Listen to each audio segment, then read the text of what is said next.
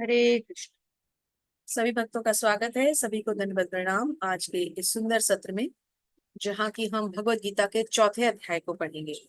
हरे कृष्ण होते जलता हरे हरे कृष्णा। सभी भक्तों को हरे कृष्णा माता जी, दंडवत प्रणाम।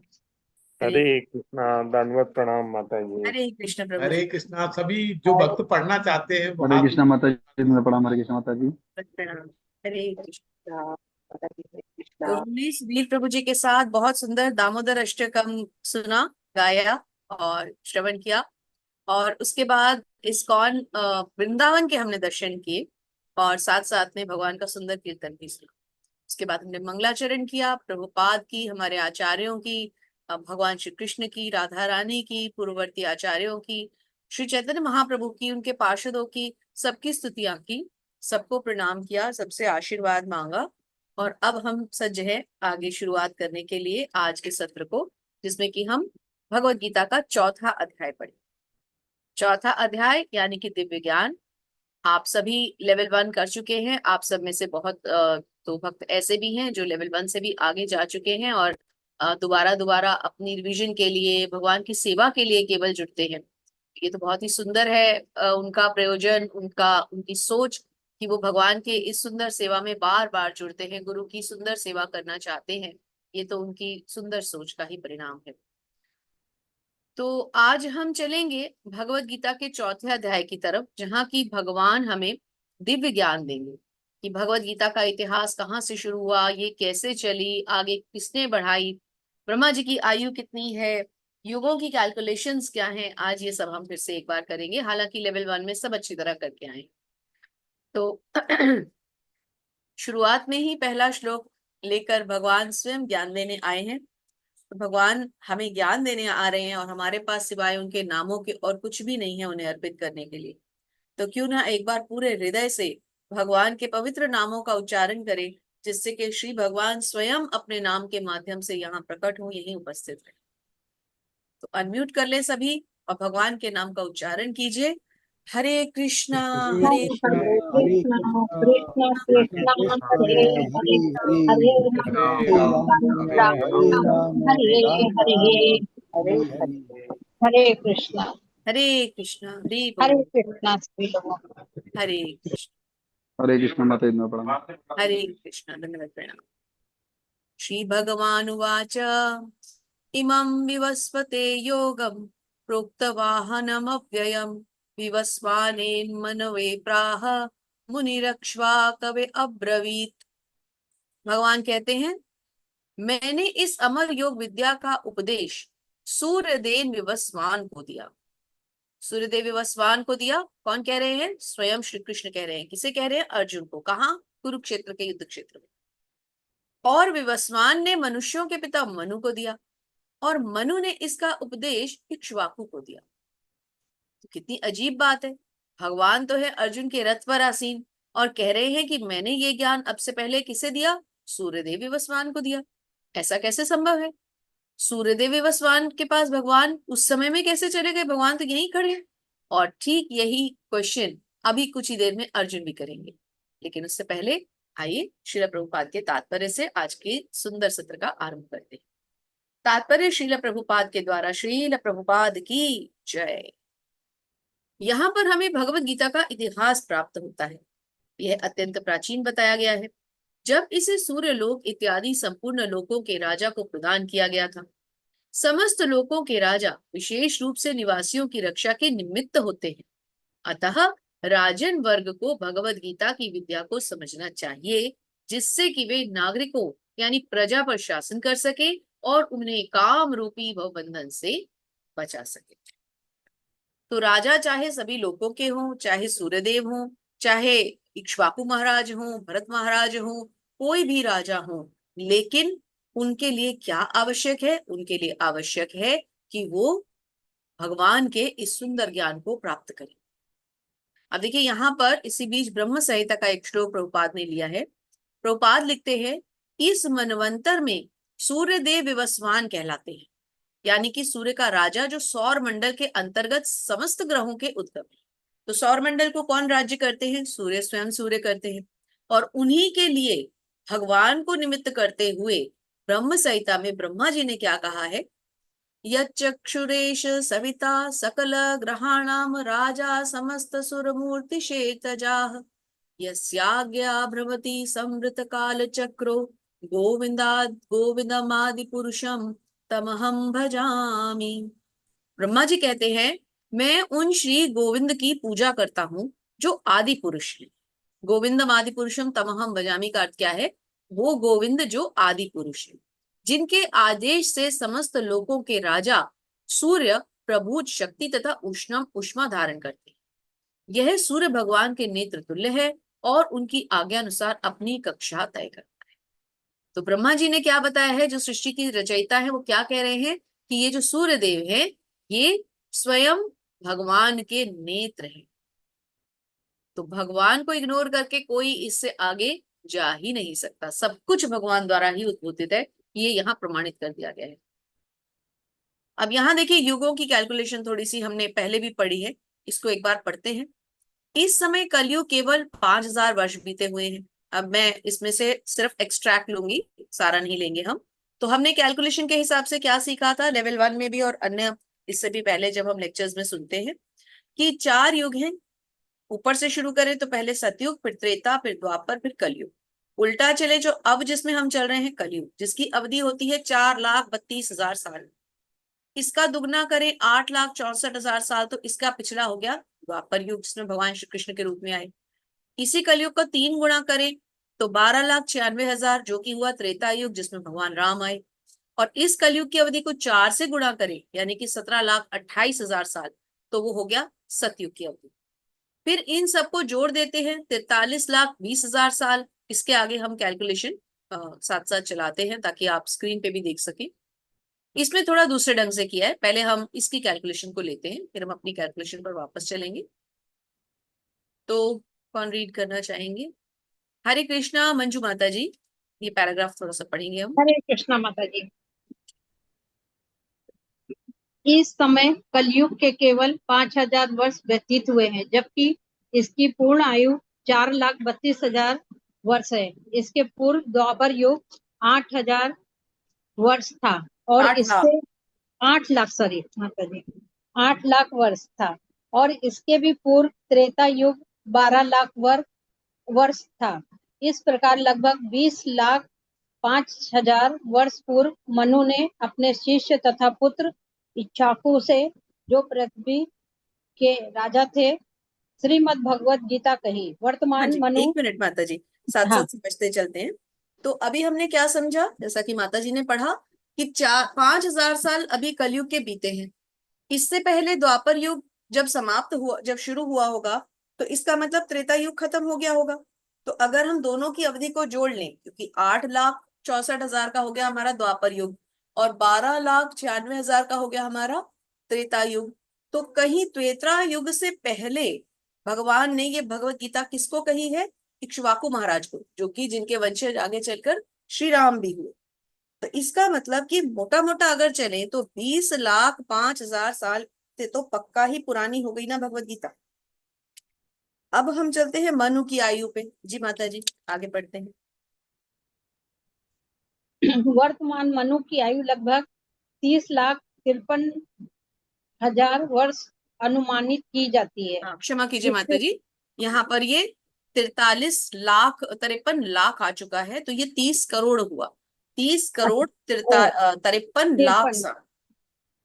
सॉरी, वर्तमान मनु की आयु लगभग 30 करोड़ 53 लाख वर्ष अनुमानित की जाती है, जिससे से 12 करोड़ 4 लाख वर्ष बीत चुके हैं। ये मानते हुए कि मनु के जन्म के पूर्व भगवान ने अपने शिष्य सूर्यदेव विश्वान को गीता सुनाई। मोटा अनुमान ये है कि गीता कम से कम 12 करोड़ 4 लाख वर्ष पहले कही गई और मानव समाज में ये 20 लाख वर्षों से विद्यमान रही है। इससे भगवान यहाँ ने रुकते हैं माता लगभग, जी 1 सेकेंड। तो हमें क्या समझ में आया कि 30 करोड़ 43 लाख वर्ष अनुमानित की जाती है, जो वर्तमान मनु की आयु है, जो कि अब हम जिसको कि हम वैवस्वान कह रहे हैं, इस करंट मनु को, इनकी आयु लगभग 30 करोड़ 53 लाख साल है, जिसमें से 12 करोड़ 4 लाख साल बीत चुके हैं लगभग। ये वर्तमान मनु की आयु की बात हो रही है ना। ये मानते हुए कि मनु के जन्म के पूर्व भगवान ने अपने शिष्य सूर्यदेव विवस्वान को गीता सुनाई, इससे क्या अनुमान लगा जा सकता है कि लगभग लगभग 12 करोड़ 4 लाख साल पहले भगवान ने ये भगवत गीता सुनाई, और फिर ये समय के साथ साथ लुप्त होती गई, और फिर जब लुप्त हुई तो 20 लाख साल पहले फिर सुनाई महाराज इक्ष्वाकु को, और फिर अब 5000 साल पहले फिर सुनाई अर्जुन को। तो इस प्रकार भगवत गीता बार बार लुप्त होती गई और बार बार भगवान इसे सुनाते गए। तो अब श्लोक शुरू करते हैं, अगला श्लोक लेते हैं। तो कौन कौन रीडर्स हैं, कृपया अपने हैंड रेज रखें। तो माता जी आप कंटिन्यूएशन में 5 श्लोक ले लीजिए। ठीक है। हरे कृष्णा माता जी। हरे कृष्ण। एवं परंपरा प्राप्त इमं राजेहो विदुः सा कालेन ई माता योगो नष्ट परंतपः। इस प्रकार ये परम विज्ञान गुरु परंपरा द्वारा प्राप्त किया गया है और राजर्षियों ने इस विधि से इसे समझा, किंतु काल क्रम में ये परंपरा छिन्न हो गई, अतः ये विज्ञान यथा रूप में लुप्त हो गया लगता है। हरे कृष्णा माता जी। हरे कृष्ण। तो ये जो विज्ञान था ये कालांतर में बार बार जब भगवान को इस ज्ञान को दोबारा पुनः स्थापित करने की आवश्यकता पड़ी तो ये ज्ञान भगवान देते रहे अलग अलग लोगों को अलग अलग युगों में, लेकिन समय के साथ साथ काल के साथ साथ ये लुप्त भी होता गया, है ना। तो अब जो हम वर्जन पढ़ रहे हैं यथारूप श्रील प्रभुपाद के द्वारा, ये वही ज्ञान है जो भगवान ने इतने करोड़ों साल पहले दिया, लेकिन अलग अलग लोगों को कहने के कारण समय समय पर ये लुप्त भी होता रहा। लेकिन देखिए इसकी सुंदरता देखिए कि चलता भी तो रहा, आया गया, लेकिन पूरा गायब तो नहीं हुआ, चला तो नहीं गया, खत्म तो नहीं हो गया ना। तो ये भगवत ज्ञान चलता आया है और शाश्वत है, सदा सदा चलता रहेगा। जी माता जी। हरे कृष्णा माता जी। हरे स एव अयं मया ते अध योगा प्रोक्ता पुरातनः भक्तो असि मे सखा च इति रहस्यम ही एतत् उत्तमम। आज मेरे द्वारा वही ये प्राचीन योग यानी परमेश्वर के साथ अपने संबंध का विज्ञान तुमसे कहा जा रहा है, क्योंकि तुम मेरे भक्त तथा मित्र हो, अतः तुम इस विज्ञान के दिव्य रहस्य को समझ सकते हो। हरे कृष्णा माता। हरे कृष्ण माता। तो भगवान कहते हैं कि ये ज्ञान मेरे साथ साथ युगों युगों से चला आ रहा है और आगे भी चलता रहेगा, लेकिन क्योंकि तुम मेरे परम मित्र हो और मेरे भक्त भी हो, इसलिए मैंने तुम्हें चुना है फिर से इस ज्ञान को प्रकट करने के लिए। सुनते हैं अर्जुन क्या कहते हैं माता जी से। हाँ, अर्जुन वाचा अपरम बहुतो जन्म परम जन्म व्युसतः कथम एतत् इति जानीयम तुम आदो प्रोक्त वाणी नीति। अर्जुन ने कहा, सूर्यदेव विवस्वान आपसे पहले हो चुके ज्येष्ठ हैं, तो फिर मैं कैसे समझूं कि प्रारंभ में ही आपने उन्हें इस विद्या का उपदेश दिया था। हरे कृष्णा माता। हरे कृष्ण माता जी। भगवान को अर्जुन कह रहे हैं कि आपके साथ कहाँ से आ गए, आप तो मेरे रथ पे खड़े हैं, ऐसा कैसे हो गया कि आपने इतने करोड़ 43 करोड़ 30 करोड़ 43 साल पहले या तो 12 करोड़ 4 लाख साल पहले आपने ये ज्ञान दिया। प्रभु मुझे तो कुछ समझ में नहीं आ रहा, समझाइए कृपा करके। चलिए समझते हैं भगवान से। श्री भगवान वाच। जी माता हरे जी। हरे कृष्णा। श्री हरे भगवान वाचा बहुनी ने व्यतीतानि जन्मानि तो अर्चा अर्जुन तान अहम वेद सर्वाणि न तुम वेद परंतप। श्री भगवान ने कहा, तुम्हारे तथा अनेकानेक जन्म हो चुके हैं, मुझे तो उन सबका स्मरण है, किंतु हे परंतप तुम्हें उनका स्मरण नहीं रह सकता है। हरे कृष्ण। हरे कृष्ण। भगवान कहते हैं तुम्हारे साथ मेरे कई जन्म हुए हैं, बहुत सुंदर श्लोक है ये। तुम्हें मुझे उन सबका स्मरण है परंतु तुम्हें उनका स्मरण नहीं है। हमें कैसे हो सकता है, हम जीव हैं, वो परमेश्वर है। तो यहाँ पर तो अंतर आएगा ही ना, चाहे जैसे मर्जी हम भगवान की इस लीला को, अर्जुन हो या कोई हो, भगवान के समक्ष तो कोई भी नहीं है ना। उनके उनके जैसा तो उनके समकालीन हो सकता है, उनके समान गुणों जैसा हो सकता है, लेकिन उनका एग्जैक्ट तो कोई कॉपी नहीं बन सकती ना। कौन समझ सकता है? जो उनकी लीलाएं हैं उनको हम कैसे समझ सकते हैं? मानव कैसे कर सकता है वो लीला? तो भगवान कहते हैं कि मुझे वो सब याद है, पर तुम्हें उनमें से कुछ भी याद नहीं है। जी माता जी। हरे कृष्ण। हरे अजो अपि सन् अभ्य आत्मा भूतानाम ईश्वरो अपि सन् प्रकृतिम स्व अधिष्ठाय संभवामि आत्म माया। यद्यपि मैं अजन्मा तथा अविनाशी हूँ तथा यद्यपि मैं समस्त जीवों का स्वामी हूँ, तो भी प्रत्येक युग में मैं अपने आदि दिव्य रूप में प्रकट होता हूँ। हरे कृष्ण माता। हरे कृष्ण माता जी, बहुत बहुत धन्यवाद। तो भगवान कहते हैं कि यद्यपि मैं अजन्मा हूँ, अविनाशी हूँ, यद्यपि मैं समस्त जीवों का स्वामी हूँ, तब भी मैं हर युग में प्रकट होता हूँ। किसमें? अपने आदि दिव्य रूप में। और इसकी पुष्टि कौन कर रहे हैं? इसकी पुष्टि कर रहे हैं स्वयं ब्रह्मा जी। किसमें? ब्रह्म संहिता में। तो श्रील प्रभुपाद ने ब्रह्म संहिता से दो बहुत सुंदर श्लोक लिए हैं, इनको हम पढ़ते हैं। अद्वैतम अच्युतम दिमनंत रूपमाद्यम पुराण पुरुषम नवयौवेन च वेदेषु दुर्लभ आत्मनौ भक्तौ गोविंदमादि पुरुषम तमहं भजामि। मैं उन आदि पुरुष श्री भगवान गोविंद की पूजा करता हूँ जो अद्वैत हैं, अच्युत हैं, अनादि हैं। भगवान के क्या क्या अलंकारों से भगवान को विभूषित कर रहे हैं ब्रह्मा जी? अद्वैत हैं, अच्युत हैं, अनादि हैं, अर्थात उनका कभी अंत नहीं होता, वे कभी समाप्त नहीं होते और वे सदा सदा रहते हैं। यद्यपि अनंत रूपों में उनका विस्तार है, तो भी वे आद्य पुरातन तथा नित्य नव यौवन युक्त बने रहते हैं, सदा नव यौवन में रहते हैं। हमने श्री कृष्ण का कोई वृद्ध रूप का चित्र तो कभी देखा ही नहीं। श्री भगवान के ऐसे सच्चिदानंद रूप को प्रायः श्रेष्ठ वैदिक विद्वान जानते हैं, किंतु विशुद्ध अनन्य भक्तों को तो उनके दर्शन नित्य होते रहते हैं। भक्त जो होता है वो भगवान का दर्शन नित्य करता रहता है। रामादिमूर्तिषु कलयिन्मेन तिष्ठन् नानावतार करोद भुवनेषु किन्तु कृष्ण स्वयं समभवत परम पुमान यो गोविंदमादि पुरुषम तमहं भजामि। मैं उन श्री भगवान गोविंद की पूजा करता हूँ जो श्री राम, श्री नृसिंहदेव आदि अवतारों तथा अंशावतारों में नित्य स्थित रहते हुए भी श्री कृष्ण नाम से विख्यात आदि पुरुष हैं और स्वयं भी अवतरित होते हैं। और यही बात भगवान ने यहाँ स्पष्ट कर दी अगले श्लोक में, क्या कहकर कि जब जब प्रत्येक युग में जब जब मेरी जरूरत पड़ती है, हालांकि मुझे कोई कर्म कोई गुण बांध नहीं सकते, लेकिन जब जब मुझे लगता है कि मेरी जरूरत है, तो मैं नए नए रूपों में प्रकट होता रहता हूँ। हरे कृष्णा जगदीश्वर प्रभु जी। हरे कृष्णा माता जी, सभी भक्तों को दंडवत प्रणाम। शीला प्रभुपाद की जय, जय। गुरुदेव की जय। यदा यदा हि धर्मस्य ग्लानिर्भूत भारत अभ्युत्थानं मद्धर्मस्य तद आत्मनं सृजाम्यहम्।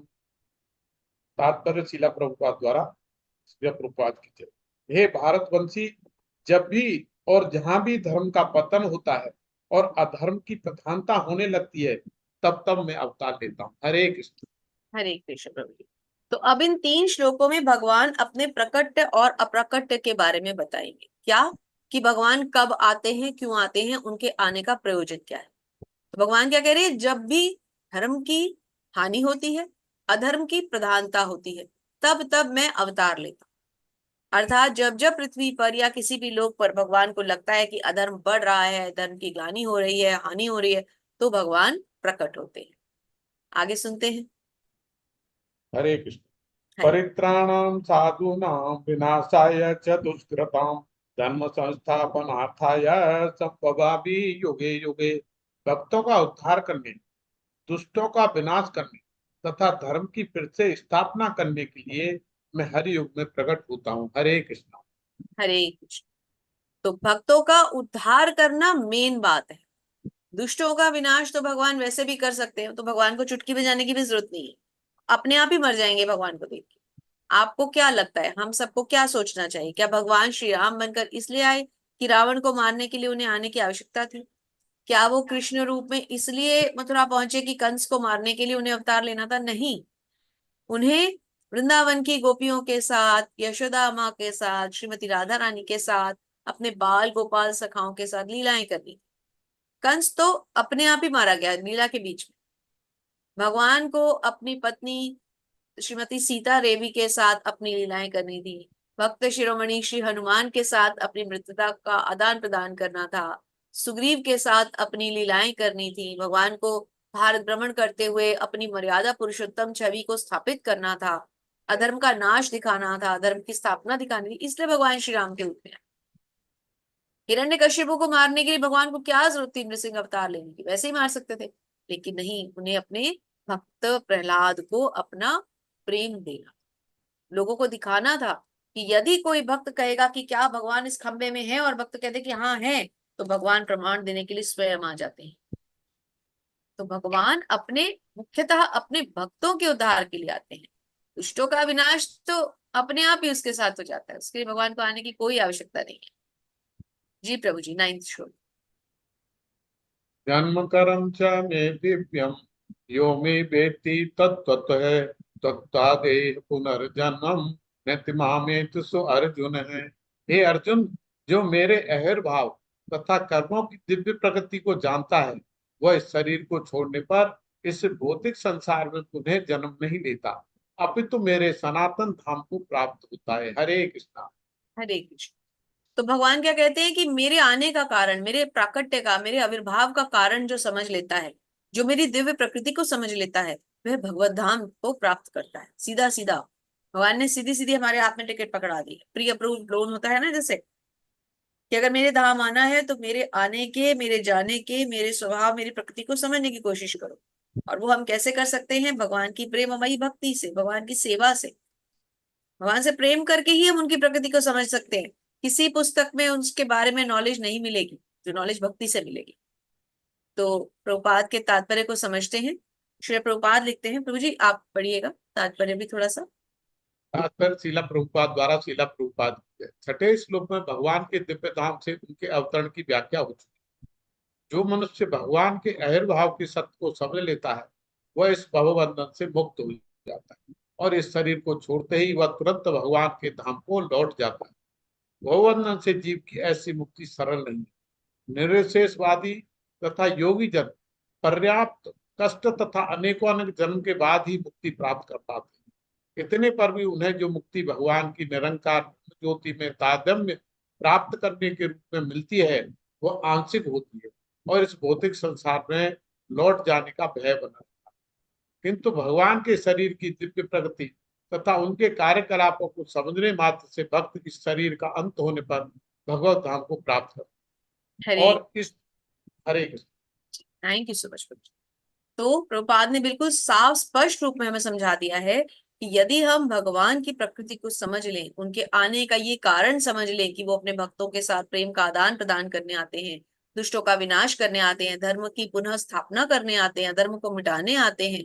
यदि हम उनकी प्रकृति, उनके स्वभाव को समझ लें, उनके ऐश्वर्यों को समझ लें, अपनी प्रेममयी भक्ति द्वारा यदि हम भगवान के श्री चरणों को शरणागत हो जाएं, उनकी भक्तिमय सेवा करने लगे, तो हम भगवत धाम के लिए एलिजिबल पक्का हो जाएंगे। ऐसा स्वयं भगवान ने कहा है, श्लोक संख्या 4.9।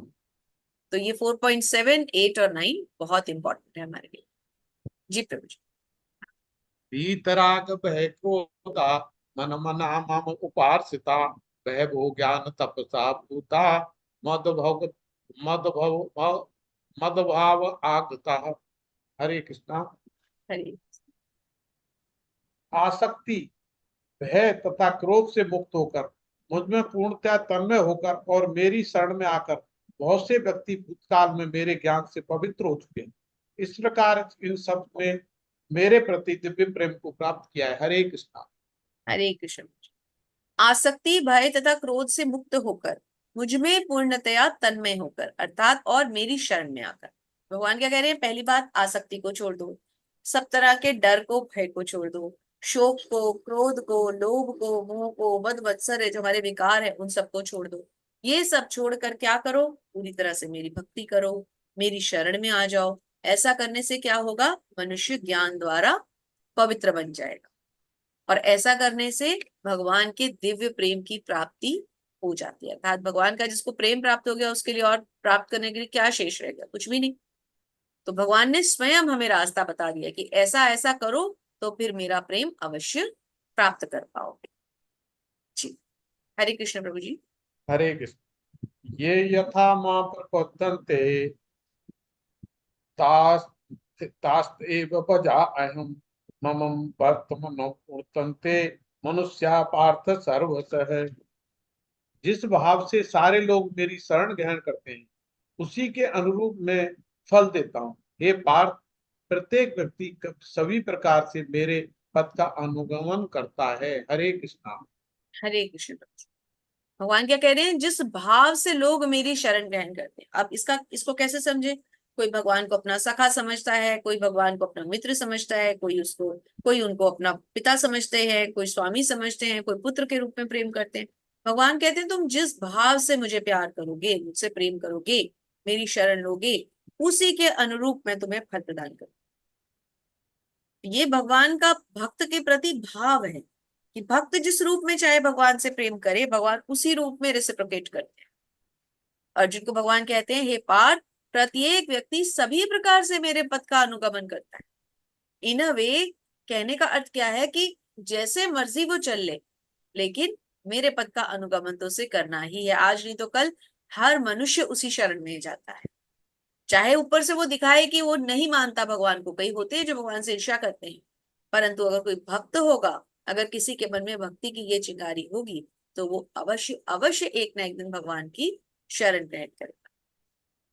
थैंक यू सो मच प्रभु जी, बहुत हरे बहुत कृष्ण। धन्यवाद। हरे कृष्णा। कल्पना माता जी। हरे कृष्ण माता जी। हरे। कांक्षन्त कर्मणां सिद्धि यजन्त इद देवता क्षेत्रम हि मानुषे लोके सिद्धिर्भवति कर्मजा। अर्थात इस संसार में मनुष्य सकाम कर्मों में सिद्धि चाहते हैं, फल स्वरूप वे देवताओं की पूजा करते हैं। निसंदेह इस संसार में मनुष्य को सकाम कर्म का फल शीघ्र प्राप्त होता है। हरे कृष्णा। हरे कृष्णा। तो मनुष्य क्या चाहता है संसार में? हम भौतिक संसार में रहते हैं। भौतिक संसार में हम क्या चाहते हैं? इच्छाओं की पूर्ति चाहते हैं। हमारा मन, हमारी इंद्रियां जो है वो हमें भौतिक संसार की सुंदर सुंदर इंद्रिय विषयों की तरफ, भोग वस्तुओं की तरफ खींचती हैं और हम आकर्षित होते चले जाते हैं। इनको पाने के लिए हम क्या करते हैं? देवी देवताओं की पूजा करते हैं।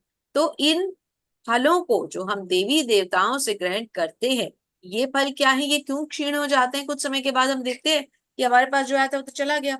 जो जिसको हम अपना सुख समझ रहे थे वो सुख खत्म, क्योंकि वो क्षणिक होता है। देवी देवता भी तो क्षणिक है, वो भी तो टेम्परेरी है, परमानेंट नहीं है। ब्रह्मा जी की भी तो आयु निर्धारित है, अमर तो वो भी नहीं है ना? अमर तो नहीं है ना, अमर तो कोई भी नहीं है। ब्रह्मा जी ने किसी भी प्राणी को, ब्रह्मा जी अमरत्व का वरदान क्यों नहीं दे सकते? क्योंकि वे स्वयं ही अमर नहीं है। उनकी भी आयु निर्धारित है, उनको उनके 100 साल के बाद उनको उनकी मृत्यु हो जानी है। तो डिफरेंस आ गया ना यहाँ पे। तो देवी देवता कैसे दे देंगे परमानेंट सोल्यूशन जब वो खुद ही परमानेंट नहीं है, वो खुद ही क्षणिक है। इसलिए वो क्षणिक जो है फल प्रदान करते हैं। जी माता जी। हरे कृष्णा। हरे। चातुर्वर्ण्यमया सृष्टं गुणकर्म विभागश तस्य कर्तारमपि मां विद्यय कर्तारमव्ययम्। अर्थात प्रकृति के तीनों गुणों और उनसे संबुद्ध कर्म के अनुसार मेरे द्वारा मानव समाज के 4 विभाग रचे गए। यद्यपि मैं इस व्यवस्था का दृष्टा हूँ, किंतु तुम यह जान लो कि मैं इतने पर भी अव्यय अकर्ता हूँ। हरे कृष्णा। हरे कृष्ण माता जी। प्रकृति के तीनों गुणों और उनसे संबंधित कर्म के अनुसार।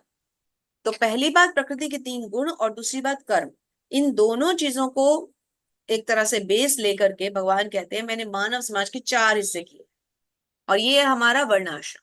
4 वर्ण और 4 आश्रम, यही 4 वर्ण होते हैं जिनमें हमारा समाज विभाजित है, ब्राह्मण क्षत्रिय वैश्य और शूद्र। और यही 4 आश्रम होते हैं जिनमें हमारी पूरी लाइफ विभाजित है, ब्रह्मचर्य, गृहस्थ, वानप्रस्थ और संन्यास। तो भगवान कहते हैं ये 4 खंड जो मैंने किए हैं, वर्णाश्रम प्रणाली, ये मैंने इसी को आधार मानकर किया। किसको आधार मानकर?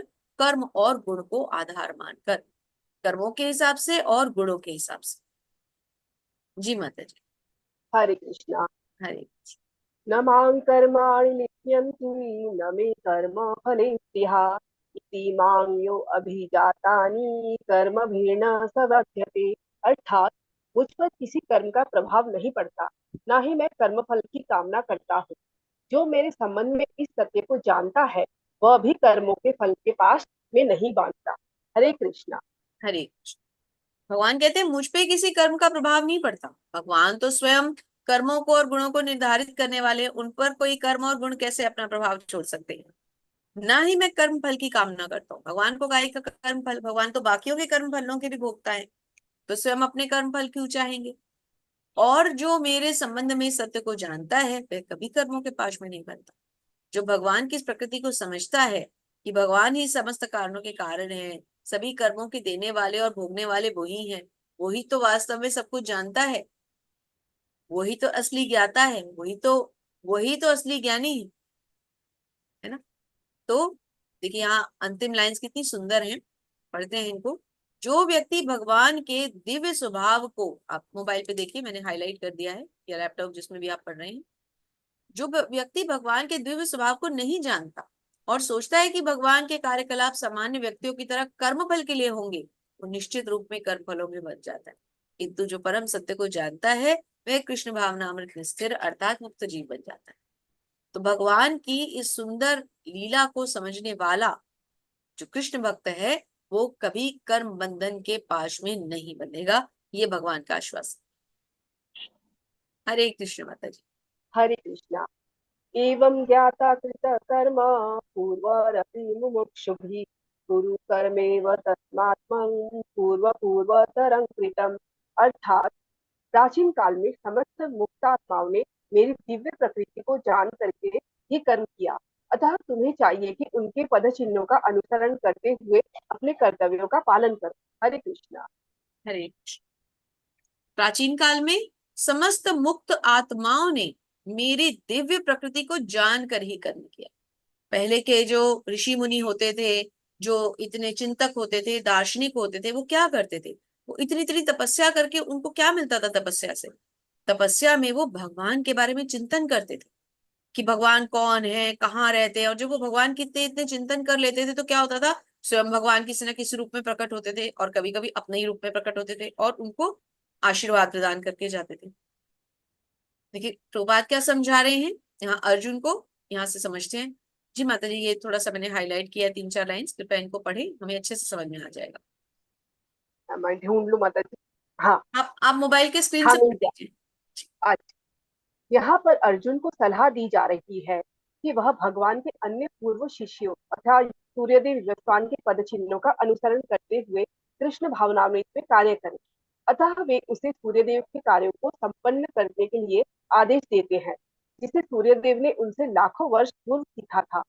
यहाँ पर भगवान कृष्ण के ऐसे सारे शिष्यों का उल्लेख पूर्ववर्ती मुक्त पुरुषों के रूप में हुआ है, जो कृष्ण द्वारा नियत कर्मों को संपन्न करने में लगे हुए थे। हरे कृष्णा। हरे कृष्ण। तो जो पूर्ववर्ती आचार्य हैं, जो मुक्त पुरुष हैं, जो वो करते हैं, जिस प्रकार वो आत्म साक्षात्कार करते हैं, भगवान का चिंतन करते हैं, भगवान की उपदेशों का पालन करते हैं, हमें क्या चाहिए, हम भी उनका अनुसरण करते हैं। जो वो कर रहे हैं वो हम करें, लेकिन ये इंश्योर करना जरूरी है कि हम प्रामाणिक गुरुओं को, प्रामाणिक आचार्यों को ही फॉलो करें। क्योंकि यदि हम किसी भौतिक मनुष्य के पीछे चल पड़े तो हमारा फिर जीवन पूरी तरह से नष्ट हो जाएगा, क्योंकि वो भौतिक मनुष्य तो हमें पता नहीं और कैसे भौतिक भावकूप में जाकर गिरा देगा। तो हमें प्रामाणिक गुरु, प्रामाणिक स्तोत्रों के पीछे अनुसरण करते हुए चलना चाहिए। हरे कृष्ण माता जी। हरे कृष्णा।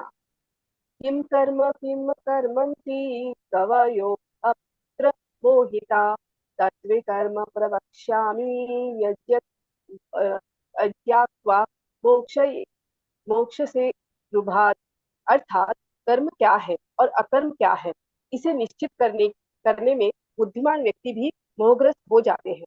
अतएव मैं तुमको बताऊंगा कि कर्म क्या है, जिसे जानकर तुम सारे अशुभ से मुक्त हो जाओगे। हरे कृष्णा। हरे कृष्ण माता जी, थैंक यू सो मच। अब कर्म क्या है, अकर्म क्या है? भगवान ने 3 तरह के कर्म हमें बताए हैं, हमने अभी लेवल 1 में अच्छी तरह पढ़ा भी था। क्या है ये कर्म और अकर्म? 3 प्रकार के कर्म होते हैं, कर्म, अकर्म और विकर्म। कर्म यानी सकाम कर्म, जिनके पीछे कोई भौतिक इच्छा होती है। अकर्म यानी ऐसे कर्म जिनके द्वारा हम भगवान को प्रसन्न करते हैं। और विकर्म यानी ऐसे कर्म जो शास्त्रों के अगेंस्ट होते हैं और जिनसे भगवान बिल्कुल प्रसन्न नहीं। तो ये 3 प्रकार के कर्म है। तो क्या कहते हैं भगवान कि कर्म क्या है, अकर्म क्या है, इसे निश्चित करने में बुद्धिमान व्यक्ति कभी मोहग्रस्त नहीं होता।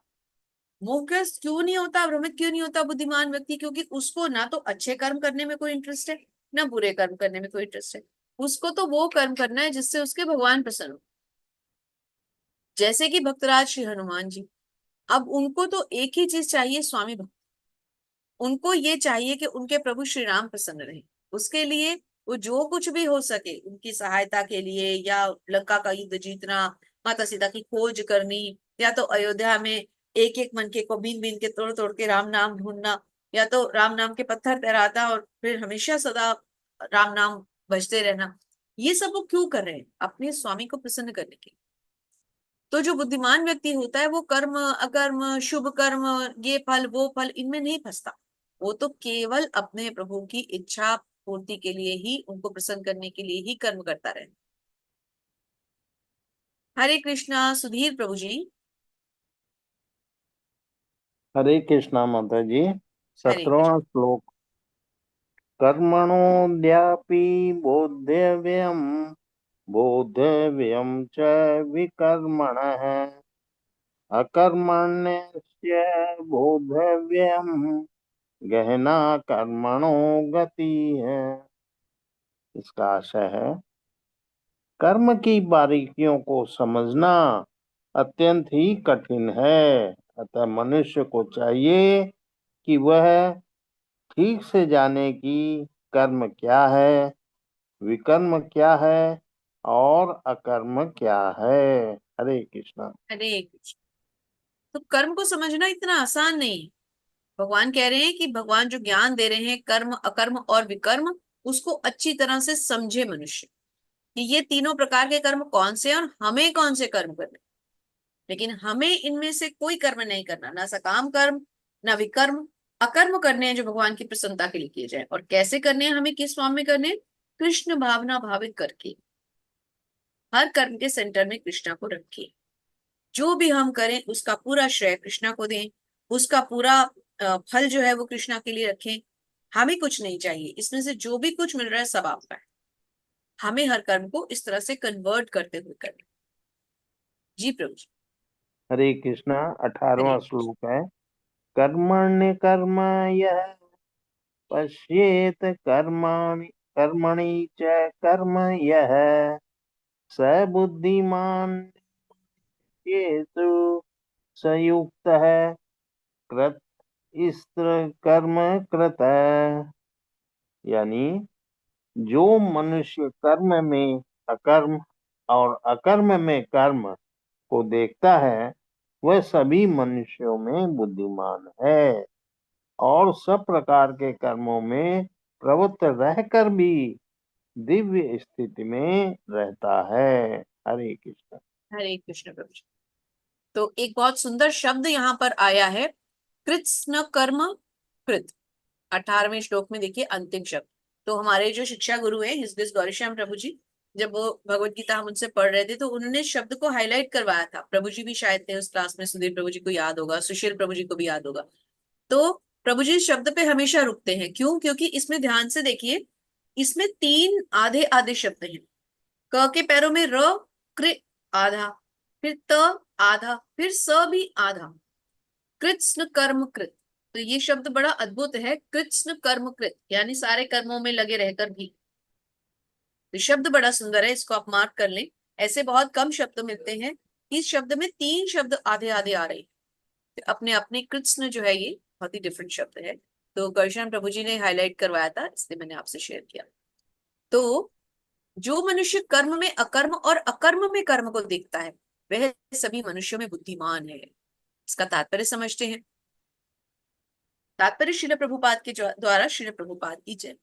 प्रभुपाद कहते हैं, कृष्ण भावनामृत में कार्य करने वाला व्यक्ति स्वभावतः कर्म बंधन से मुक्त होता है। उसके सारे कर्म कृष्ण के लिए होते हैं, अतः कर्म के फल से उसे कोई लाभ या हानि नहीं होती। क्यों नहीं होती? कृष्णा कॉन्शियस मनुष्य को लाभ या हानि का चिंता क्यों नहीं होती? क्योंकि सारे कर्म और उनसे जुड़े हुए सारे फल केवल और केवल कृष्ण को समर्पित होते हैं। फलस्वरूप वह मानव समाज में बुद्धिमान होता है। यद्यपि वे कृष्ण के लिए सभी तरह के कर्मों में लगा रहता है। अकर्म का अर्थ है कर्म के फल के बिना।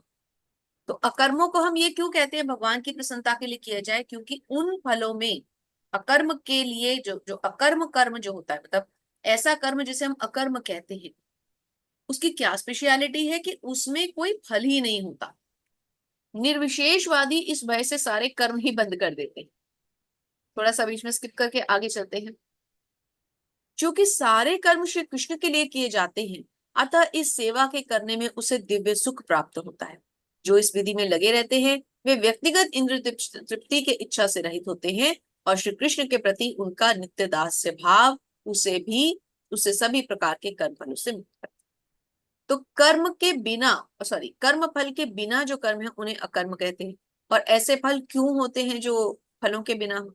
क्योंकि वो जो कर्म होते हैं वो केवल श्री कृष्ण की प्रसन्नता के लिए किए जाते हैं, इसलिए उनके पीछे कोई फल होता ही नहीं। हरे कृष्ण प्रभु जी। हरे कृष्णा। 19वां श्लोक है, यस्य सर्वे समारंभाः काम संकल्प वर्जिताः ज्ञानाग्निदग्ध कर्माणं तमाहु पंडितम बुधाः। इसका आशय है 19वें श्लोक का, जिस व्यक्ति का प्रत्येक प्रयास यानी उद्यम इंद्रिय तृप्ति की कामना से रहित होता है उसे पूर्ण ज्ञानी समझा जाता है। उसे ही साधु पुरुष ऐसा करता कहते हैं, जिसने पूर्ण ज्ञान की अग्नि से कर्म फलों को भस्माघात भस्मसात कर दिया है। हरे कृष्णा। हरे कृष्ण प्रभु जी। तो जिस व्यक्ति का प्रत्येक प्रयास इंद्रिय तृप्ति की कामना से रहित होता है उसे पूर्ण ज्ञानी समझा जाता है। तो पूर्ण ज्ञानी कौन है? जो इंद्रिय तृप्ति से, इंद्रिय भोगों से, इंद्रियों से परे है, या तो जिसकी इंद्रियां उसके वश में है और जिसने पूर्ण ज्ञान की अग्नि से कर्म के फलों को भस्मसात कर दिया है। अर्थात जो व्यक्ति कर्म के फलों को छोड़ना चाहता है, उनका त्याग करना चाहता है, वो क्या करे? सबसे पहले इंद्रिय निग्रह के लिए, इंद्रियों को अपने वश में करने के लिए क्या करे? भगवान की भक्ति करे। भगवान के श्री चरणों की जो कोई भी शरण ले लेगा उसकी इंद्रियां अपने आप ही उसके बस में हो जाएंगी। जी प्रभु जी। हरे कृष्णा। हरे 20वां कृष्ण। श्लोक, त्यक्त्वा त्यक्त त्यक्त्वा कर्म फलासंग नित्य तृप्तो निराश्रयः कर्मण्यभिप्रवृत्तो अपि नैव किंचित करोति सः। इसका आशय है, अपने कर्म फलों की सारी आसक्ति को त्याग कर सदैव संतुष्ट तथा स्वतंत्र रहकर वह सभी प्रकार के कार्यों में व्यस्त रहकर भी कोई सकाम कर्म नहीं करता। नहीं कर। हरे कृष्ण। हरे कृष्ण। तो कर्म फलों की आसक्ति को जो मनुष्य त्याग देता है, जो कि अपनी कर्म करने की इच्छा को, कर्म के फलों की आसक्ति को त्याग देता है, उसका क्या गंतव्य होता है? उसकी क्या लक्ष्य होता है? उसके जीवन में क्या डिफरेंस आता है कि वो सदैव संतुष्ट रहता है। ऐसा व्यक्ति स्वतंत्र रहकर सभी प्रकार के कार्यों में व्यस्त रहकर भी कोई सा काम कर नहीं करता। तो वही जो हमने कमल के फूल का एग्जाम्पल पढ़ा था कि कीचड़ में रहकर भी कमल का फूल जो है वो कीचड़ से ऊपर रहता है, जल को स्पर्श नहीं करता। इसी प्रकार ऐसा मनुष्य इस भौतिक जगत में रहते हुए भी, इस कल्मश से भरे जगत में रहते हुए भी इससे दूर रहता है। क्या करने से? कर्म फलों की आसक्ति को त्यागने से। तो यदि हमें भी ऐसा ही जीवन चाहिए तो हमें क्या करना है? कर्म के फलों की आसक्ति को त्याग देना है।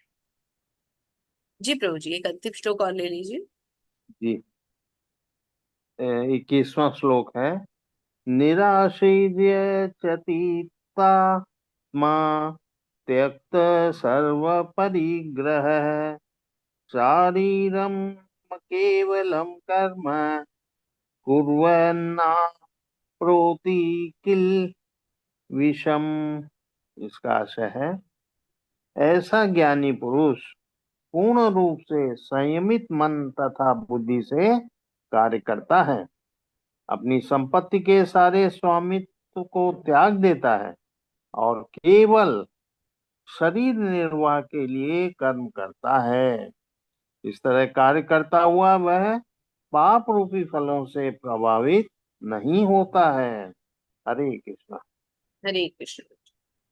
तो ऐसा ज्ञानी पुरुष पूर्ण रूपेण से संयमित मन और बुद्धि से कार्य करता है, अपनी संपत्ति के सारे स्वामित्व को त्याग देता है, केवल शरीर निर्वाह के लिए कर्म करता है। तो ऐसा व्यक्ति क्या करता है, जब उसे ज्ञान हो जाता है, भगवत भक्ति प्राप्त कर लेता है, भगवान की शरण प्राप्त हो जाती है, तो इसका मतलब फिर वो कोई भी कर्म किसी भौतिक इच्छा के लिए कभी नहीं करता। जो भी कर्म करेगा इसलिए करेगा कि कृष्ण प्रसन्न हो जाए। भगवान को हमेशा प्रसन्न करना चाहता है, गुरु को प्रसन्न करना चाहता है। हरे कृष्णा प्रभु जी, थैंक यू सो मच। हरे कृष्णा रंजन माता जी। हरे कृष्णा माता जी। हरे कृष्णा माता जी, अगले 5 श्लोक ले लीजिए।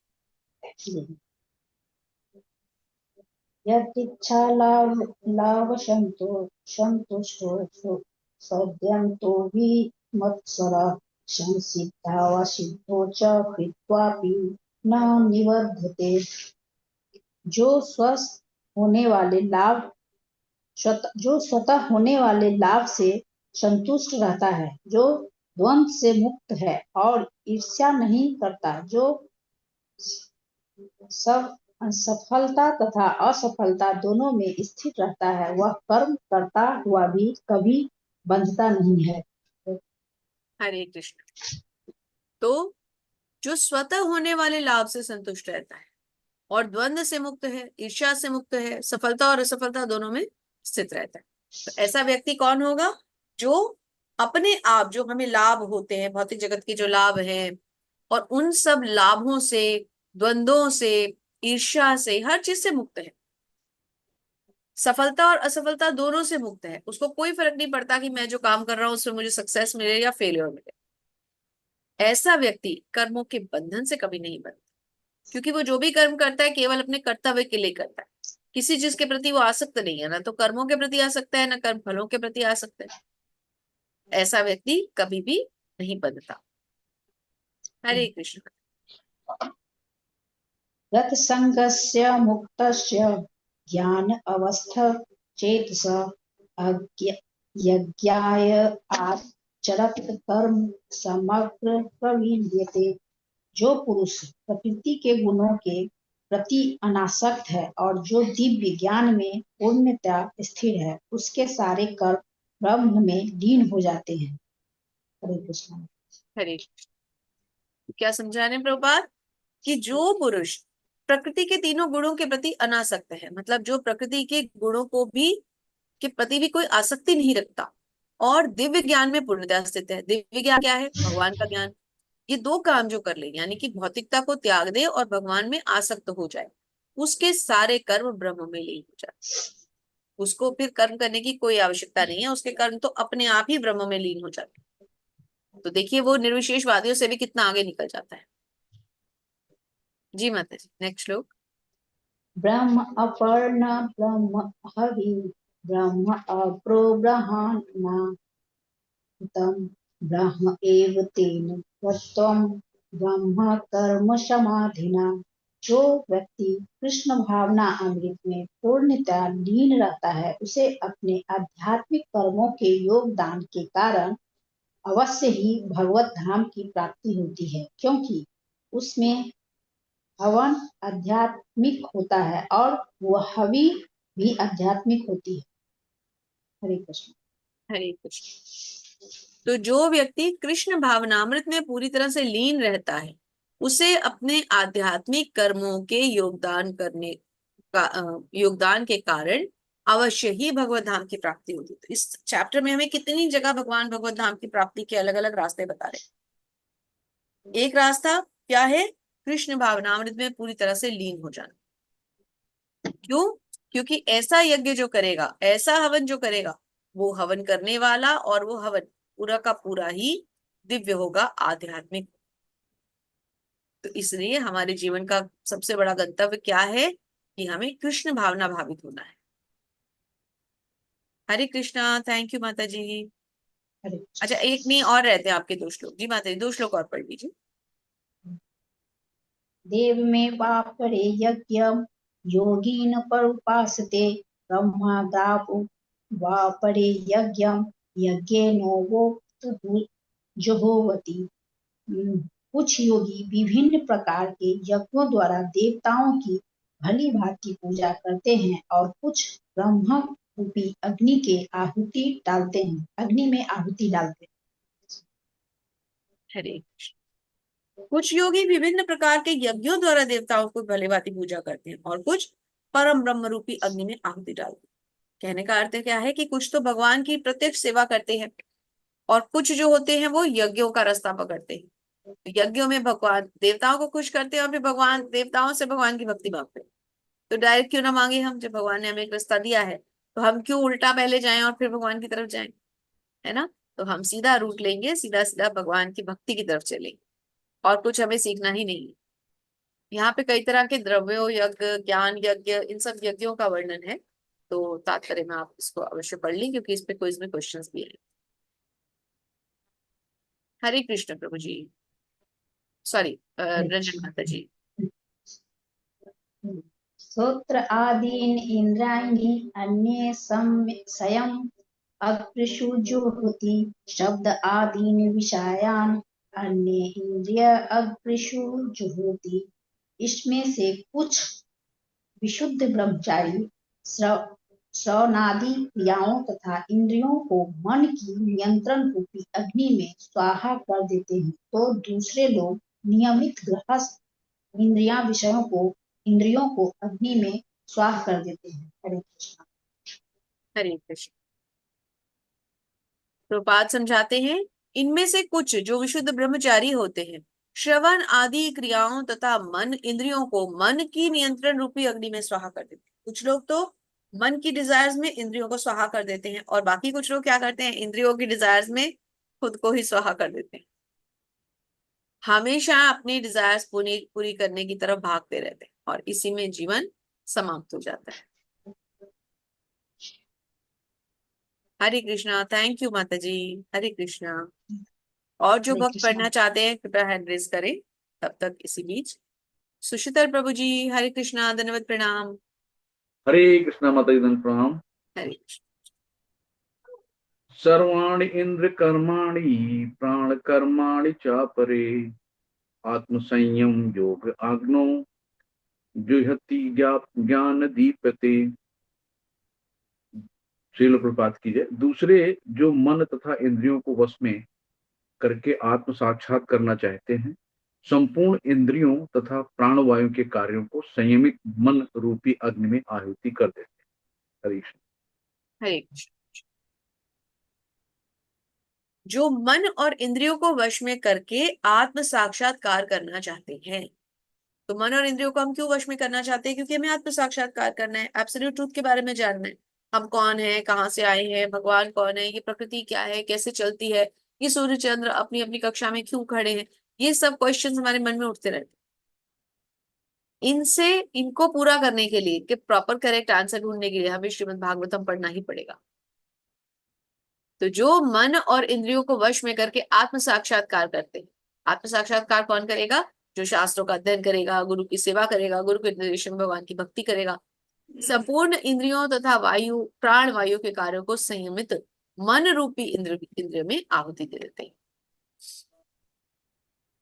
तो मन की आहुति देना बहुत जरूरी है, क्योंकि मन ही सबसे बड़ा मित्र भी है और मन ही सबसे बड़ा शत्रु भी है। जी प्रभु जी। द्रव्य यज्ञास्तपो यज्ञात् योग यज्ञास्तथा परे स्वाध्याय यज्ञाश्च यतयः संसितव्रताः। कठोर व्रत अंगीकार करके कुछ लोग अपनी संपत्ति का त्याग करके, कुछ कठिन तपस्या द्वारा, कुछ अष्टांग योग पद्धति के अभ्यास के द्वारा अथवा दिव्य ज्ञान में उन्नत करने के लिए वेदों के अध्ययन द्वारा प्रबुद्ध बनते हैं। हरे कृष्ण। हरे कृष्ण। कठोर व्रत अंगीकार करके कुछ लोग कितने कठोर कठोर व्रत ले लेते हैं, इतने दिन नहीं खाएंगे, इतने दिन ऐसे खड़े होंगे, इतने दिन वो करेंगे, वहां जाएंगे, नहीं जाएंगे। ऐसे कठोर व्रत लेने से, कुछ कठिन तपस्या द्वारा, कुछ लोग अष्टांग योग की पद्धति द्वारा और दिव्य ज्ञान में उन्नति करने के लिए वेदों के अध्ययन द्वारा प्रबुद्ध बनते हैं। तो जो ये सब करेंगे वही प्रभुत्व बनेगा। और कौन बन सकता है? जो व्यक्ति न श्रम करेगा, न इसको देखेगा एक भी बार। अगर हम भी इसको डेली पढ़ रहे हैं और उसके बाद एक भी बार देख नहीं रहे, तो हमारी तो गलती है ना। तो हमें भी अच्छी तरह देखना और अच्छी तरह पढ़ना होता है श्लोकों को। सिर्फ पढ़ के हम बुक बंद करके नहीं रह सकते। जी प्रभु जी।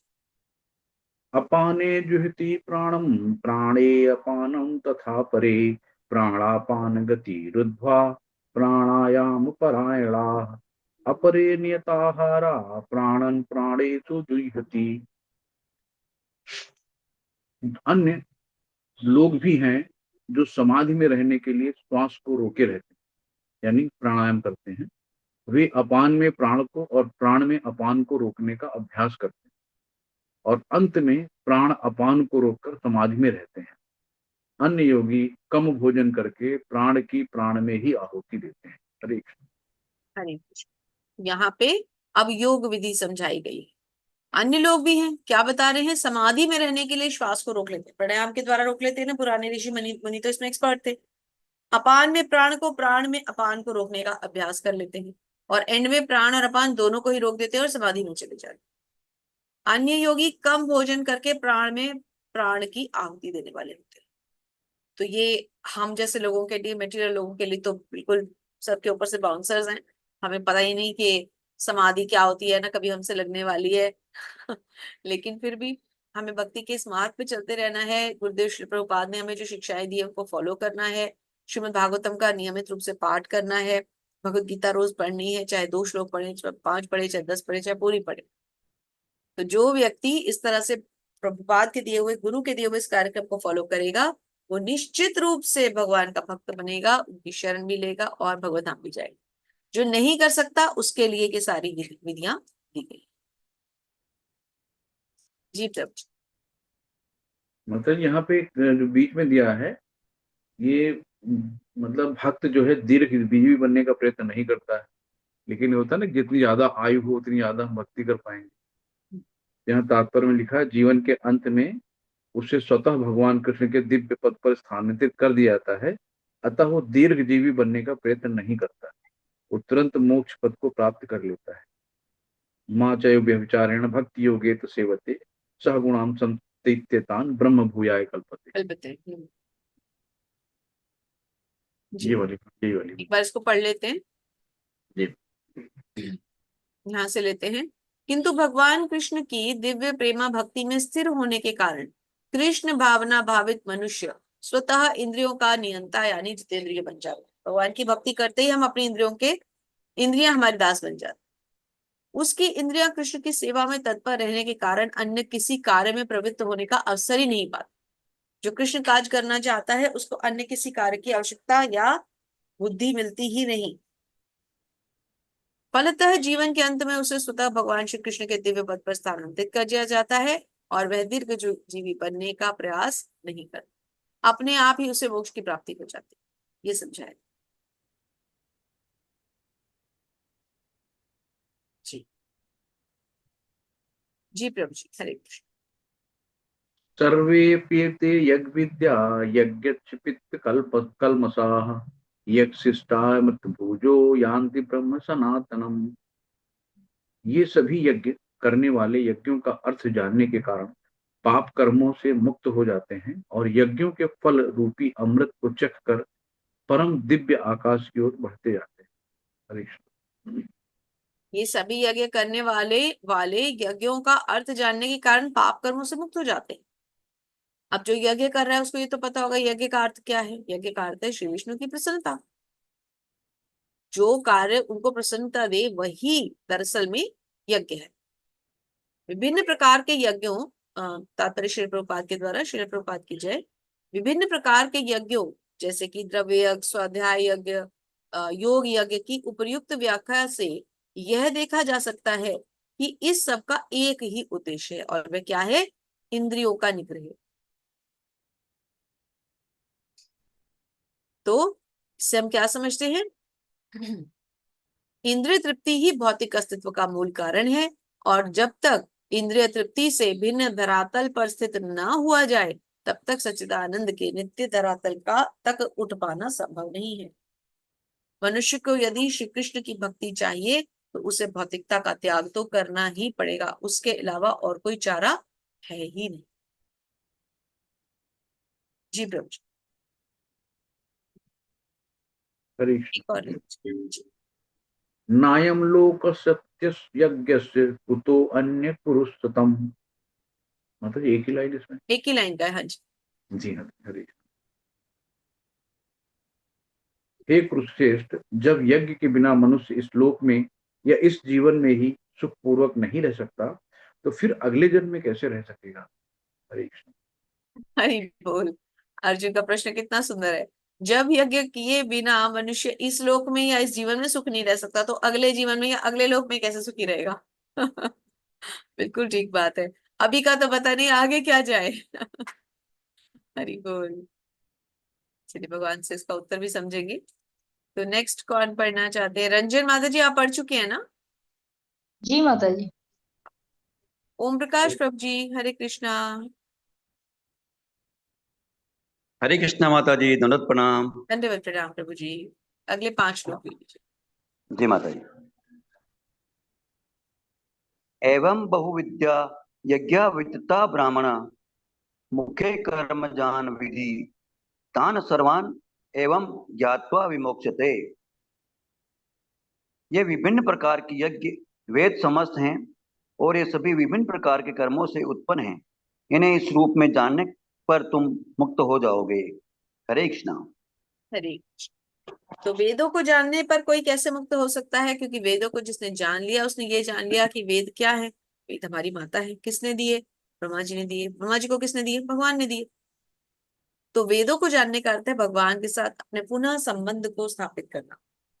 तो जो इस बात को समझ जाता है, जो वेदों का ज्ञाता हो जाता है, उसे क्या करना है? उन्हें ऐसा करने पर उसके साथ क्या होता है कि वो सब प्रकार से मुक्त हो जाता है। भगवान की भक्ति करने के लिए सब प्रकार से मुक्त हो जाता है। तो प्रभुपाद का लिखा हुआ तात्पर्य भी पढ़िए प्रभु जी, जय घोष करके। जी माता जी। श्री प्रभुपाद की जय।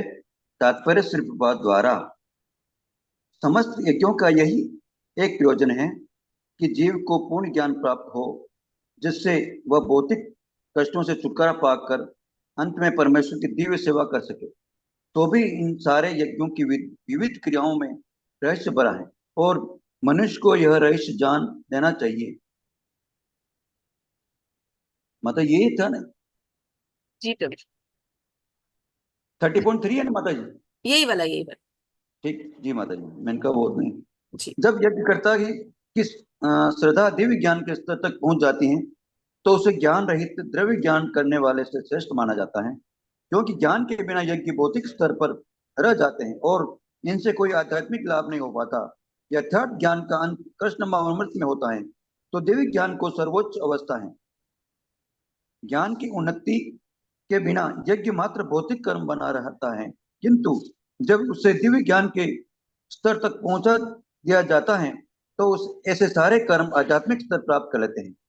चेतना भेद के अनुसार ऐसे यज्ञ कर्म कभी कभी कर्मकांड कहलाते हैं और कभी ज्ञान कांड।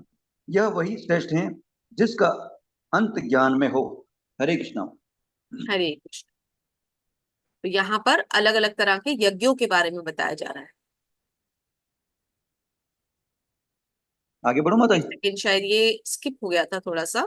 प्रभु जी शायद आप ग्रंथ से पढ़ रहे होंगे, मैं स्क्रीन पर जो है एक बार फिर पढ़ देती हूँ। तात्पर्य श्री प्रभुपाद के द्वारा। श्री प्रभुपाद की जय। पहले तो अनुवाद में प्रभुपाद ने समझाया था, जो प्रभु जी ने पढ़ा भी था, कि विभिन्न प्रकार के यज्ञ वेद सम्मत हैं और ये सभी विभिन्न प्रकार के कर्मों से उत्पन्न है। इसे जानने पर तुम मुक्त हो जाओगे। यहाँ तक हम पढ़ चुके थे। आगे यहाँ से एक बार पढ़ते। जैसा कि हाँ माता। पहले भी बताया जा चुका है, वेदों में कर्ता भेद के अनुसार विभिन्न प्रकार के यज्ञों का उल्लेख है। चूंकि लोग देहात्म बुद्धि में लीन है, अतः इन यज्ञों की व्यवस्था इस प्रकार से की गई है कि मनुष्य उन्हें अपने शरीर, मन अथवा बुद्धि के अनुसार संपन्न कर सके। किंतु देह से मुक्त होने के लिए इन सब का विधान भी है। इसी की पुष्टि यहाँ भगवान ने अपने श्रीमुख से की है। तो कहने का अर्थ है कि वेदों का असली प्रयोजन ना तो कोई कर्मकांड है, ना कोई नियम शास्त्र आदि पढ़ना है। वेद अर्थात भगवान को समझना। जिसने वेद पढ़े अगर उसने भगवान को नहीं समझा तो वेद बेकार, और जिसने भगवान को समझा ही नहीं और वेद इसलिए पढ़ लिए कि कोई नॉलेज मिलेगी, तो वो मनुष्य भी बेकार। तो इसलिए वेदों का हमें प्रयोजन समझना चाहिए, ना कि वेद पढ़ के सिर्फ दुनिया को दिखावा करना चाहिए। जी प्रभु, 33वां श्लोक। जी माता जी। श्रेयान द्रव्यमयात यज्ञात ज्ञान यज्ञ परंतप सर्वं कर्म अखिलम पार्थ ज्ञाने परिसमाप्यते।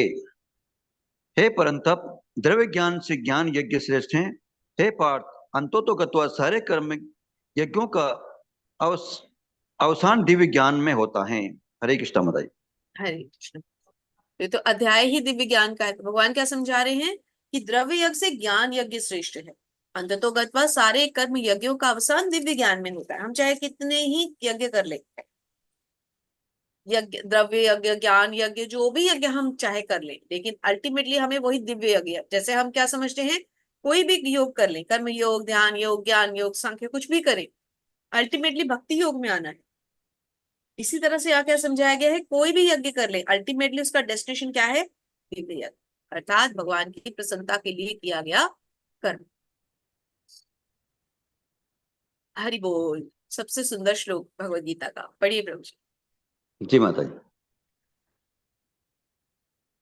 तत् विधि प्रणिपातेन परिप्रश्नेन सेवया उपदेशन्ति ते ज्ञानम ज्ञानिन तत्वदर्शिना।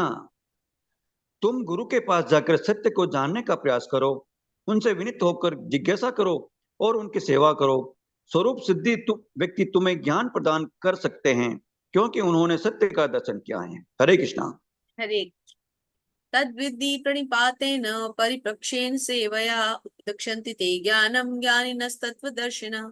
गुरु के पास जाकर सत्य को जानने का प्रयत्न करना, यही हमारा लक्ष्य होना चाहिए। क्यों ऐसा क्यों है कि गुरु हमें ये ज्ञान दे तो वो सही है, ऐसा क्यों? हम खुद भी तो पढ़ सकते हैं, क्योंकि गुरु ने सत्य का दर्शन किया। और गुरु कौन है? जो प्रामाणिक परंपरा से है। उन्होंने अपने शिष्य अपने गुरु से सीखा, उन्होंने अपने गुरु से सीखा, उन्होंने अपने गुरु से सीखा। तो ये ज्ञान परंपरा द्वारा आगे आ रहा है। तो प्रमाणित गुरु के द्वारा जब हम ज्ञान प्राप्त करते हैं तो वही असली ज्ञान होता है।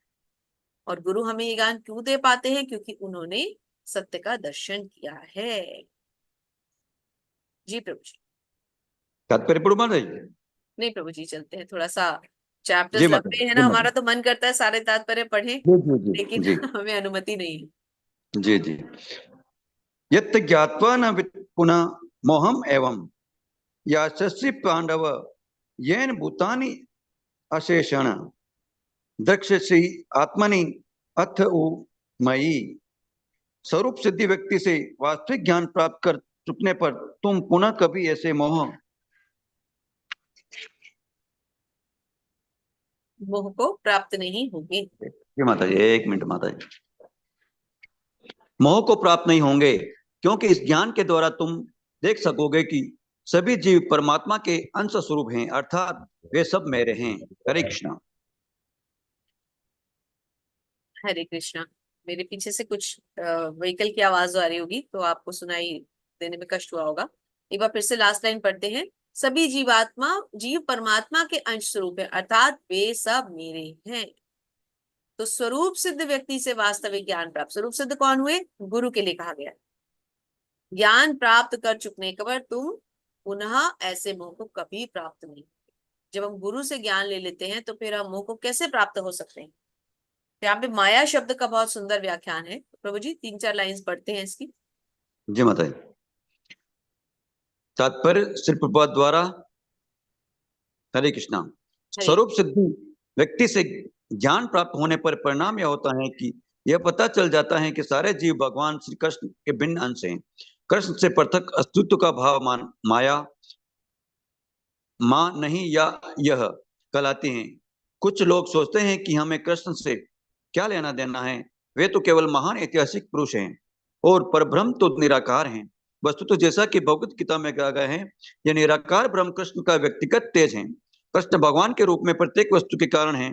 ब्रह्म संहिता में स्पष्ट कहा गया है कि श्री कृष्ण भगवान है और सभी कारणों के कारण हैं, यहाँ तक कि लाखों अवतार उनके विभिन्न विस्तार ही हैं। इसी प्रकार सारे जीव भी श्री कृष्ण ऐसे हैं, अंश हैं। मायावादियों की यह मिथ्या धारणा है कि कृष्ण अपने अनेक अंशों में अपने निजी पृथक अस्तित्व को मिटा देते हैं। यह विचार सर्वथा भौतिक हैं।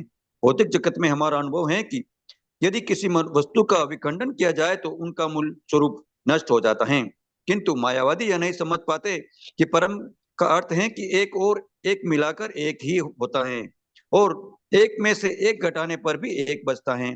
पर ब्रह्म का यही स्वरूप है। हरे कृष्ण। ब्रह्म। हरे कृष्णा माता जी। प्रभुपाद लिखते हैं, प्रभुपाद क्या कह रहे हैं कि भौतिक जगत में हमारा अनुभव ये है कि यदि किसी वस्तु का विखंडन किया जाए, यानी हम किसी वस्तु को अगर खंडित करते हैं तो उसका मूल स्वरूप नष्ट हो जाता है। लेकिन भक्ति में ऐसा नहीं है।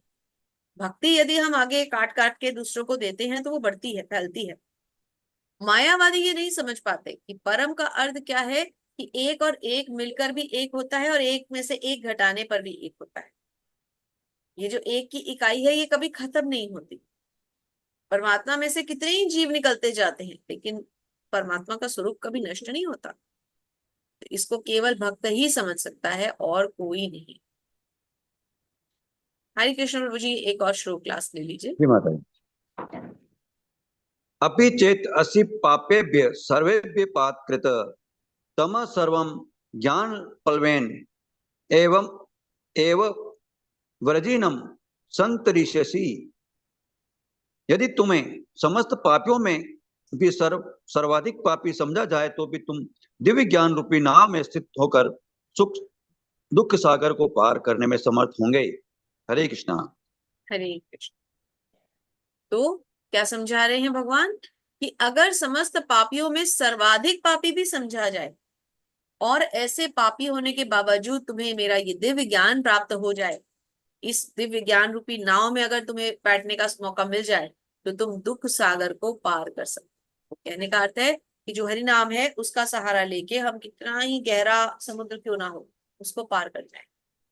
हरि नाम जपते रहना है हमें, हरे कृष्ण महामंत्र को नहीं छोड़ना है। जितना हम इस नाम को जपेंगे उतना हम प्यूरिफाई होते चले जाएंगे।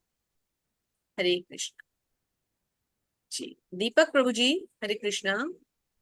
हरे कृष्णा माता जी, दंड प्रणाम। हरे कृष्ण प्रभु जी, दंडवत प्रणाम। अंतिम 5 श्लोक पढ़ लीजिए।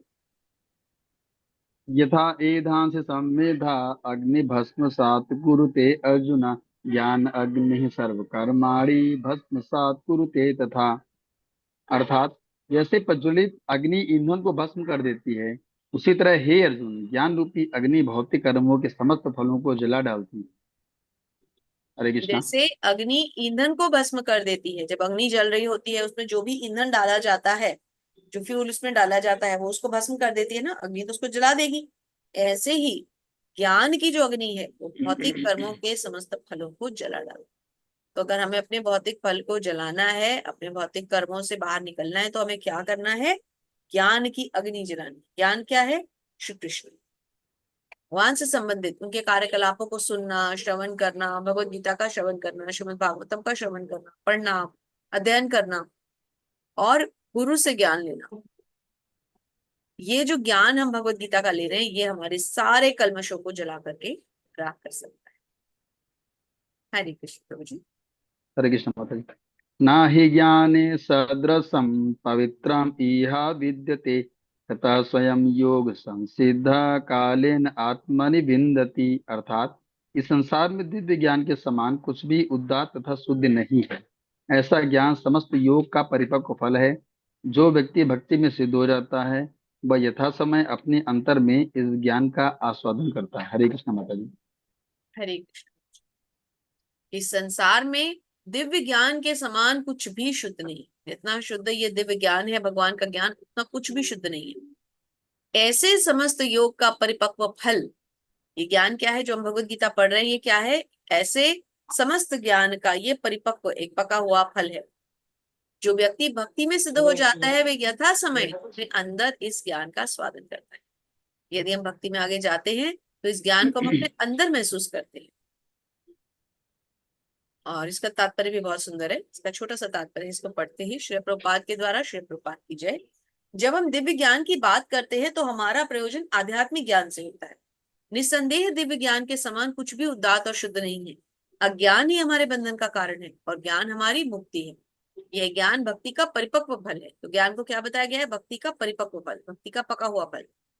जब कोई दिव्य ज्ञान की अवस्था प्राप्त कर लेता है तो उसे अन्यत्र शांति खोजने की कोई आवश्यकता नहीं रह जाती, क्योंकि वह मन ही मन शांति का आनंद ले रहा होता है। दूसरे शब्दों में ज्ञान और शांति का पर्यवसान कृष्ण भावनामृत में ही होता है। तो ये जो कृष्ण भावनामृत है, जो भगवत गीता का हम ज्ञान पढ़ रहे हैं, ये भक्ति में हमें प्रगाढ़ अवश्य अवश्य बनाए, इसलिए हमें इसे छोड़ना नहीं है, इसे आगे लेकर के चलना है। जी प्रभु। हरि बोल माता जी। हरि हरे कृष्ण माता जी। श्रद्धावान लभते ज्ञानम तत्परा संयद इंद्रिय ज्ञानम लब्ध्वा पराम शांतिम अचिरेण अधिगच्छति। अर्थात जो श्रद्धालु दिव्य ज्ञान में समर्पित हैं और जिसने इंद्रियों को वश में कर लिया है, वह इस ज्ञान को प्राप्त करने का अधिकारी है, और इसे प्राप्त करते ही वह तुरंत आध्यात्मिक शांति को प्राप्त होता है। हरे कृष्ण माता जी। हरे कृष्ण। तो जो लोग दिव्य ज्ञान में समर्पित होते हैं, इसमें दिव्य ज्ञान में रुचि रखते हैं, धीरे धीरे कृष्ण कॉन्शियसनेस में आगे बढ़ते हैं, उनको क्या मिलता है? इंद्रियों को सबसे पहले उनकी सब इच्छाएं जो है वो कंट्रोल हो जाती है। क्यों? क्योंकि वो इंद्रियों को वश में कर लेते हैं। इस ज्ञान को प्राप्त करने के जो अधिकारी हैं और इसे प्राप्त करते हुए तुरंत आध्यात्मिक शांति को प्राप्त होती है। और आध्यात्मिक शांति मिलने के बाद क्या शेष रह गया? कुछ भी नहीं, सब कुछ तो मिल गया। भगवान ने शांति प्रदान कर दी, वो भी आध्यात्मिक रूप से। और क्या चाहिए मनुष्य को? यही तो अंतिम गंतव्य है। जी प्रभु जी। हरे कृष्ण। हरे अज्ञः च अश्रद्धान च संशया आत्मा विनश्यति न अयं लोकः अस्ति न परः न सुखम संशय आत्मनः। अर्थात किंतु जो अज्ञानी तथा श्रद्धाविहीन व्यक्ति शास्त्रों में संदेह करते हैं, वे भगवत भावनामृत नहीं प्राप्त करते, अपितु नीचे गिर जाते हैं। संशयात्मा के लिए ना तो इस लोक में ना ही परलोक में कोई सुख है। हरे कृष्ण माता जी। हरे कृष्ण। अब हमें इस बात से भगवान ने आश्वासित कर दिया है क्या? कि जो अज्ञानी और श्रद्धा विहीन व्यक्ति हैं, अर्थात जो शास्त्रों पे संदेह करते हैं, उन्हें भगवत धाम कभी प्राप्त नहीं होता। इसका मतलब उनकी कभी मुक्ति नहीं हो सकती, इस जन्म मृत्यु के चक्र में हमेशा बने रहेंगे। कुछ समय तो वो चल पाते हैं, उसके बाद भी नीचे गिर जाते हैं। तो भगवान ने हमें बहुत सुंदर मौका दिया है और इस मौके को हमें अब फुली यूटिलाइज करना है। जी प्रभु जी। हरे कृष्ण माता जी।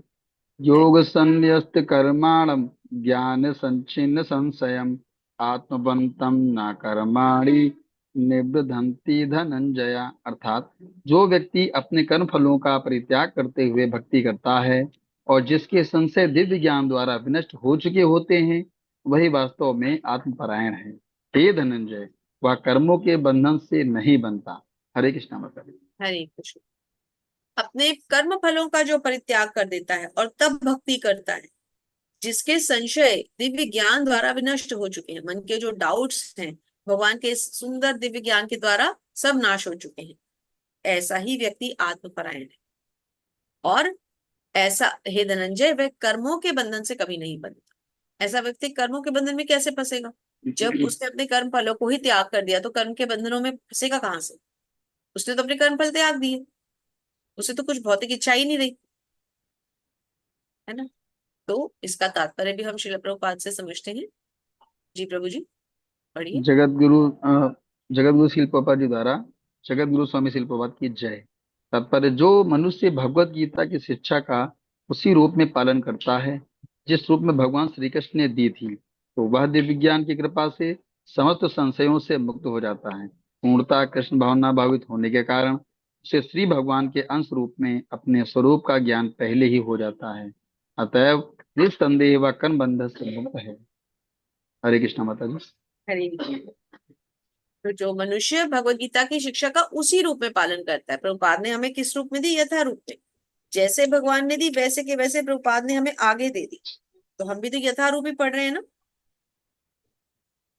तो जिस रूप में भगवान श्री कृष्ण ने उसको शिक्षा दी है, वह दिव्य ज्ञान की कृपा से समस्त संशयों से मुक्त हो जाता है। मनुष्य के जीवन में जितने भी उसके माइंड में संशय होते हैं, भगवान को लेकर डाउट्स होते हैं, वो डाउट्स अपने आप सारे मिट जाते हैं। जी प्रभु जी अंतिम श्लोक। हरे कृष्ण माता जी। तस्मात् अज्ञान संभूतम हृदयस्थं ज्ञान आशिना आत्मनः चित्तवा एनम संशयम योगम आतिष्ठ उत्तिष्ठ भारत। अर्थात अतएव तुम्हारे हृदय में अज्ञान के कारण जो संशय उठे हैं उन्हें ज्ञान रूपी सत्र काट डालो।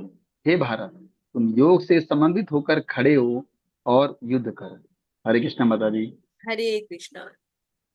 योग से समन्वित होकर खड़े हो जाओ और युद्ध करो। भगवान क्या कह रहे हैं कि अगर तुम्हारे मन में अभी भी कोई संशय है, जो अज्ञानता तुम्हारे मन में आ रही है, उसके कारण ये जो तुम्हारे भाव बन रहे हैं, इन्हें किससे काटो? ज्ञान से काटो, ज्ञान रूपी शस्त्र से काटो और उठो और युद्ध करो। क्यों युद्ध करो? क्योंकि वही तुम्हारा कर्तव्य है। और भगवान समझा चुके हैं कि कर्तव्य छोड़ने से कर्तव्य करना ज्यादा इंपॉर्टेंट है। अभी अंतिम पैराग्राफ लेते हैं। प्रामाणिक गुरु अनंत काल से चली आने वाली परंपरा में होता है और वह परमेश्वर के उन उपदेशों से तनिक भी विपत नहीं होता जिसे उन्होंने लाखों वर्ष पूर्व सूर्यदेव को दिया था और जिसने भगवद गीता के उपदेश में धराधाम में आए। अतः श्रीमद् भगवद गीता में ही व्यक्त भगवद गीता के पद का अनुसरण करना चाहिए और उन लोगों से सावधान रहना चाहिए जो आत्म श्राद्धा वंश अन्यों को वास्तविक पथ से विमुक्त करने के लिए देते हैं। होते हैं ना तथाकथित योगी और मुनि, लोगों को भटकाने के लिए पता नहीं क्या क्या ज्ञान देते रहते हैं। उनसे हमें सावधान रहना है। भगवान निश्चित रूप से परम पुरुष हैं और उनके कार्यकलाप दिव्य हैं। जो इसे समझता है वह भगवद गीता का अध्ययन शुभारंभ से करते ही जाओ। तो हम सबको भगवद गीता का अध्ययन क्या सोच के करना है कि हम किनकी सेवा कर रहे हैं? जो परम नियंता है, समस्त कर्म कारण है, जो संभाव है, किसी के शत्रु नहीं है, जो सौम्य है, जो सदा प्रसन्नचित्त है, जो सच्चिदानंद रूप है, उन श्री भगवान की हमें भक्ति निरंतर करते रहना है। इस प्रकार श्रीमद् भगवद गीता के चतुर्थ अध्याय दिव्य ज्ञान के भक्ति वेदांत संपर्क तात्पर्य पूर्ण। हरि हरि बोल, हरि बोल, हरि बोल। हरे हरे कृष्ण माता जी, प्रणाम। हरे कृष्णा। तो यदि आपका कोई प्रश्न होगा तो हम अवश्य लेंगे। पहले हम वैष्णव प्रणाम मंत्र के साथ सत्र का अंत करते हैं, फिर आपके प्रश्न भी लेंगे। वाञ्छा कल्पतरुभ्यश्च कृपा सिन्धुभ्य एव च पतितानां पावनेभ्यो वैष्णवेभ्यो नमो नमः। अनंत कोटि वैष्णव वृंद की जय। जय जय प्रभुपाद महाराज की जय। जय आप सभी सुंदर भक्तों और वैष्णवों की जय। जय जय दाता गोविंद भगवान की जय जय ऋषि कार्तिक महामहोत्सव की जय। जय। हरे जय कृष्ण। गौ प्रेमानंदे। हरि बोल, हरि हरि जय बोल। गौर प्रेमानंदे। हरि हरि।